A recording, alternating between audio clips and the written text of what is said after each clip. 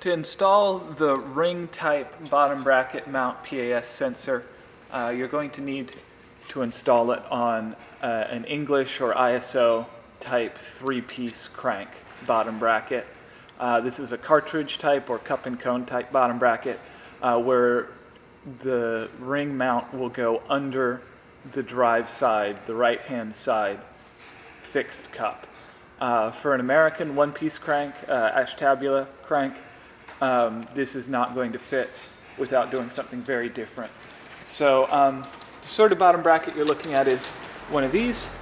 You can see that the ring here is going under the cup, and this is going on the right drive side. And when you're finished installing, the black part of the sensor faces outward, and the side of the magnet ring that says working surface faces inward towards the sensor, towards the middle of the bike. And then you're going to want to run the wire down the bottom of the bike. So this is your drive side over here. Even though I don't have a chain ring on here, this is your drive side, the right side of the bike. You got the ring here mounted between the frame and the fixed cup of the bottom bracket. And you have the metal part of the ring inward towards the center of the frame, the black part of the sensor outwards towards the outside of the frame, working surface on the magnet disc facing the inside. And you'll see when you're done, you're ideally aiming for a 1 to 2 millimeter gap between the ring and the sensor. And at this point you would be ready to put on the snap ring that holds the magnet ring together, and if you know, the chain ring on your cranks. So let me show you the whole process to get there. The first thing I would want to do in a lot of cases is get all your parts laid out and all your tools. We've got our ring mounted sensor, we've got our magnet disc, snap ring for the magnet disc, the controller, the LCD, the 4-to-1 cable, our battery, and we've got the motor already in the bike. And this is sort of the minimum set of parts. And let me show you some troubleshooting for this sensor so that we can be sure that everything is A-OK before we take the time to pull the cranks and install everything. So I'm going to plug the controller into the battery. Going to plug the 9-pin accessory wire into the controller, the screen into the 9-pin accessory wire here. And I'm going to turn on the screen. We also want to plug in the pedal assist sensor. My mistake. And once we've got all that plugged in, we see we can turn the screen on. And the sensor starts out with the light. Can you see the light on the sensor activated? And what we'll see when everything's working fine, we'll find the working surface of the magnet ring, if it's this type of magnet ring. We also have some other magnet rings that do not have labeling like that. But if you have a side that says working surface, you want to match that up. If it has a rotational arrow, you want to match the rotational arrow to the direction that you spin the cranks.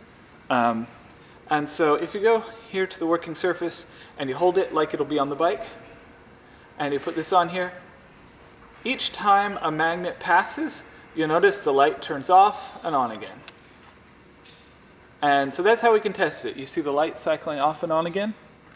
That's telling us that everything's working just peachy. And then if we spin backwards, you'll notice that the light stays on the whole time. If we spin forwards, off and on again. So that's letting us know that everything's working fine with these and that we've got them arranged in the right orientation so that the magnet is talking to the sensor and it's talking to the controller. Now we can start taking our cranks apart. And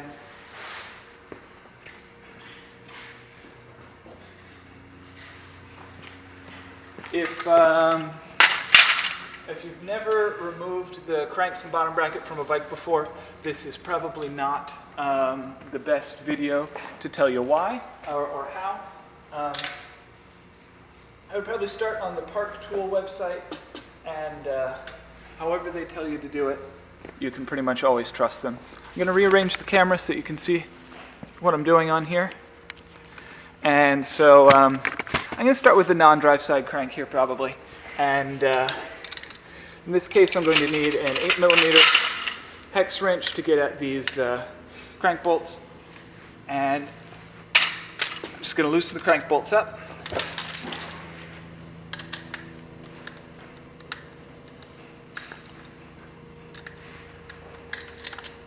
And remove them from the bike.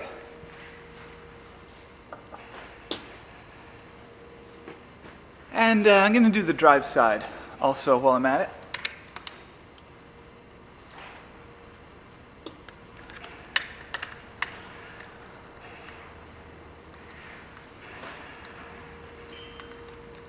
Okay.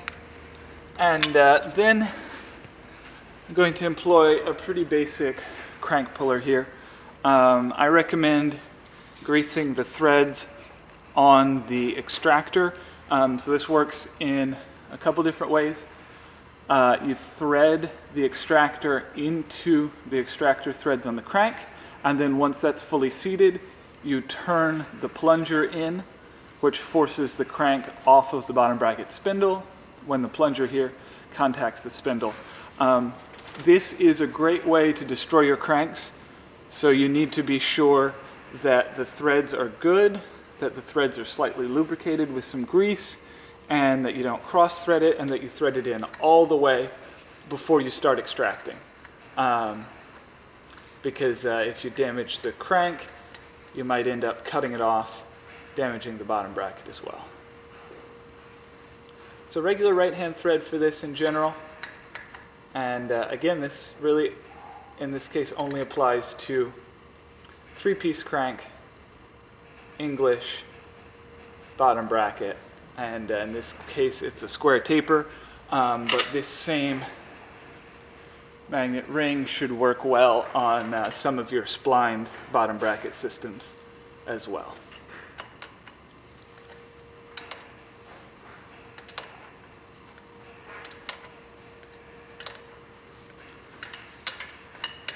So I'm just threading the extractor into the extractor threads for the bottom bracket.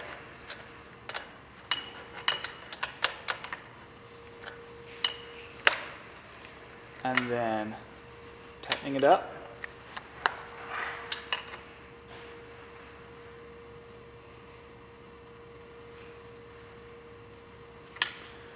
And then I'm turning in the plunger finger tight. Then I'm going to pull the cranks off by threading the plunger in.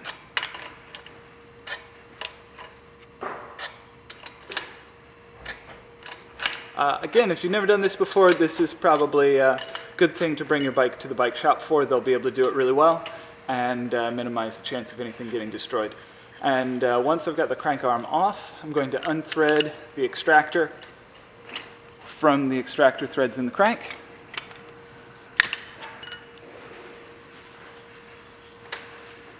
And once I've got the extractor unthreaded, I'm going to reset the plunger for our next crank. So for the drive side, I want to remove the chain from the bike. It's very easy on this bike with its basic single chain ring here. And I'm going to put the chain out of the way. And then I'll show you how this looks from the other side. It's the same process. We're just doing it on the other crank. So now we've already got the crank bolt out, which is good because now we have one less crank arm to use with our hands for leverage. And we're going to do the same thing. You notice that we don't need to take the pedals off at any point in this process. And thread in the extractor threads and make it finger tight. I'm not going to use any leverage on it until I'm sure that it's threaded in straight and fully. And then I'm going to tighten the extractor quite a bit.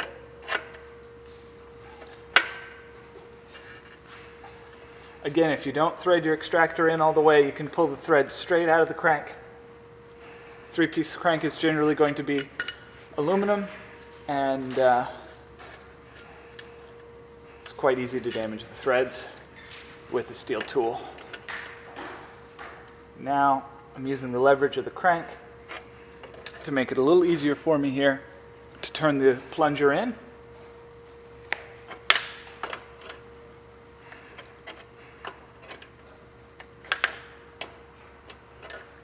I'm just going slowly so that I can watch and make sure nothing's wrong.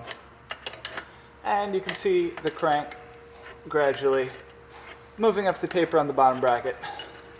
And now I can pull it off the rest of the way by hand. And again, we'll carefully remove our extractor.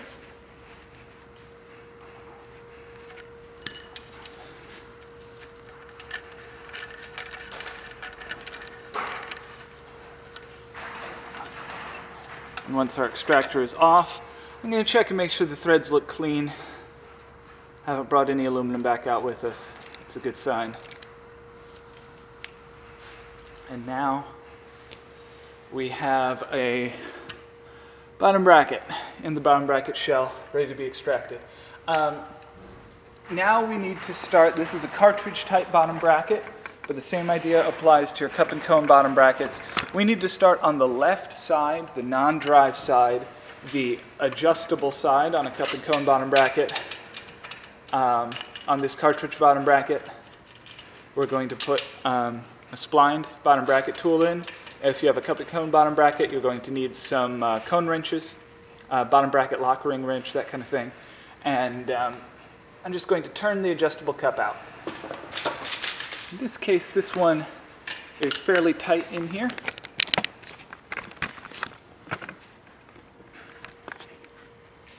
And even though I'm doing this on a recumbent bike, all of the same stuff applies to a regular bike. So this is a regular right-hand thread.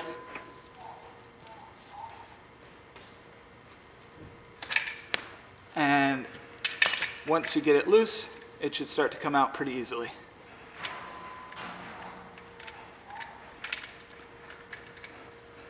Now once we get the left side cup, which again, the bottom bracket shell threads are regular right-hand threads, so I'm turning counterclockwise to remove this here. Once you get this, you can move to the other side, the fixed side. And on an English or ISO bottom bracket, your fixed side here is going to be a left-hand thread. So I'm going to be turning this clockwise to loosen it, and this one will tend to be rather tighter than the first one because it is the fixed cup. And so you saw it took me quite a bit more force to get that one loose, but now it's coming loose. Now remember, your drive side right-hand shell on an English ISO bottom bracket is a left-hand thread, so you'll notice I'm turning this clockwise to remove it. Opposite of the normal righty-tighty, lefty-loosey. Now I've got my whole bottom bracket out, and I can start putting the bike back together. So I'll unplug my PAS sensor from the controller from when we were testing it. And I'm going to orient the sensor like we were talking about, with the black sensor part facing out. The light is facing in. The wire is down, pointing to the back of the bike. And I'm going to put the bottom bracket back in the bottom bracket shell. Didn't have to have it out of there for very long. And remember, this is a left-hand thread on the drive side of an English ISO bottom bracket. So, turning this counterclockwise to tighten it. And the fixed cup, you're going to want this one to be pretty tight, whether it's a cartridge bottom bracket or a cup and cone bottom bracket. You're going to want it to be pretty tight when you're done. Now you'll notice that once I start tightening up the cup, that the sensor wants to spin. So I'll orient the sensor where it's going to be nice and out of the way, which is the bottom of the bike here, with the wire going out the back. And make sure that you get that looking good there, and that it's free of anything that's going to crush it or anything. And then the fixed cup, you want to be fairly tight. Talk to your manufacturer of your bottom bracket and or your frame for the specific torque that you want to use on this, especially for a cup and cone bottom bracket, which is more subject to loosening up since your bearing cone is going to be part of the cup over here. And if you have some trouble with this guy rotating, as you tighten, you can just sort of tighten it slowly. a little bit at a time. I don't recommend hammering on the sensor at all. It may help to have somebody else there to help hold the sensor still for you. Tighten it a little bit at a time and keep correcting the orientation of the sensor as you tighten. And get your fixed cup to your finishing torque here.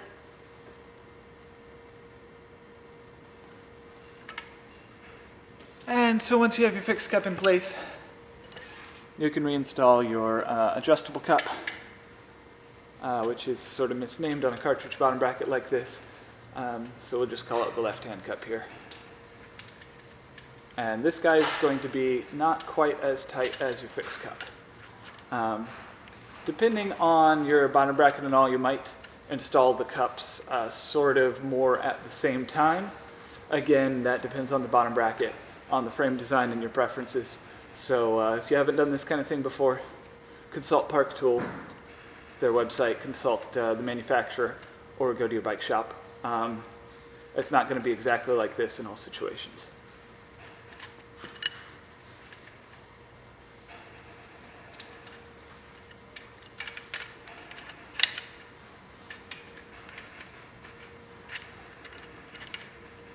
So here's your left-hand cup, and I'm making this less tight than the other one, which is specific to this kind of cartridge bottom bracket. And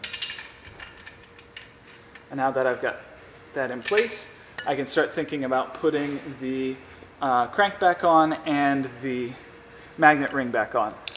This part can also be a little complicated.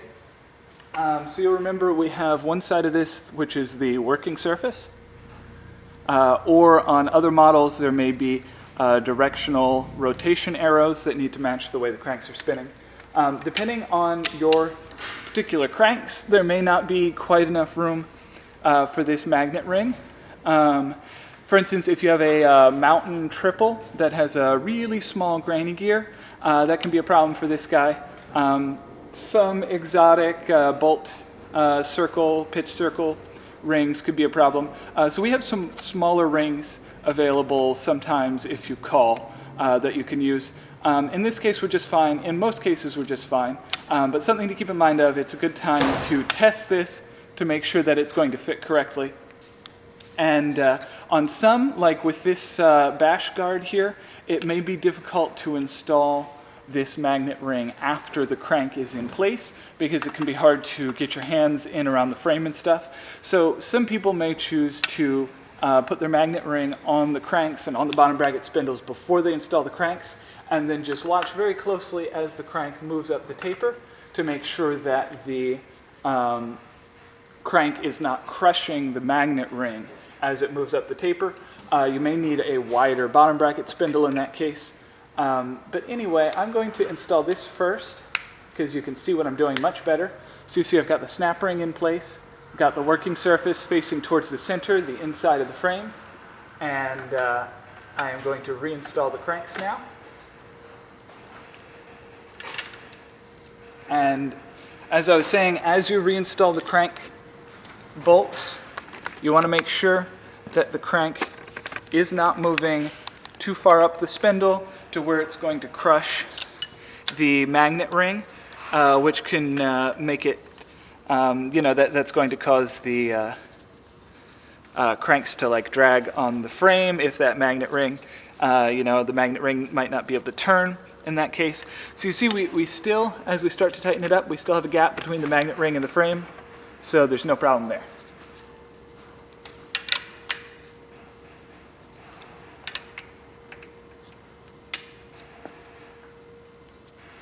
So I'm using the crank arm as leverage to help me tighten this. And again, I'm still checking as I tighten to make sure that the magnet ring is not getting crushed against the frame, causing it to not spin.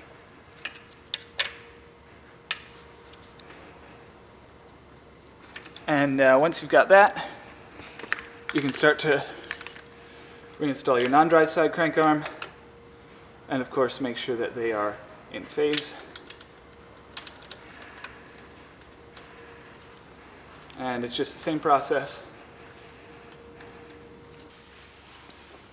Once you've pushed the non-drive side arm back onto the taper, lightly greased, can reinstall your non-drive side crank bolts here.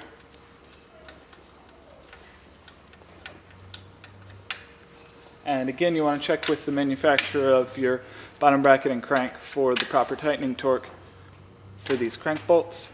And this is the first time you've done anything like this, it's probably a good idea to visit a bike shop instead. Now that I've got that back on, I can do another test here to make sure everything's going okay.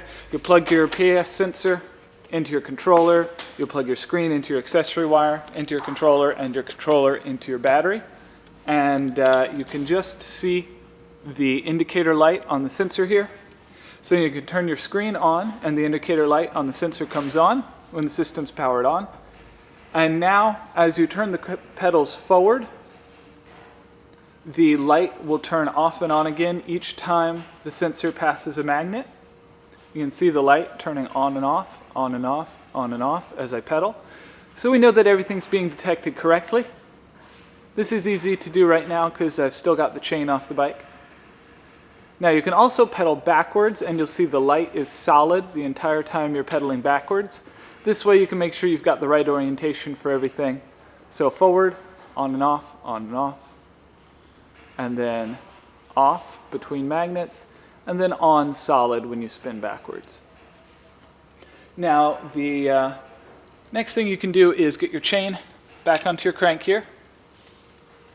And then you're going to want to take a look at our videos about the initial settings for the PAS and for the LCD screen and fine-tuning your speed and then the more detailed settings for the screen. So check out our other videos to get your screen dialed in, to get your PAS response correct, and all of that. But the last test you can do is plug in your motor wire here and spin the cranks forward and listen to the wheel turn. And then you can dial in your PAS settings from there. And so you plug in the motor wire, and then we'll put the bike up in a repair stand so that the wheel is free, and we'll spin the cranks forward and the motor will turn. Thank you.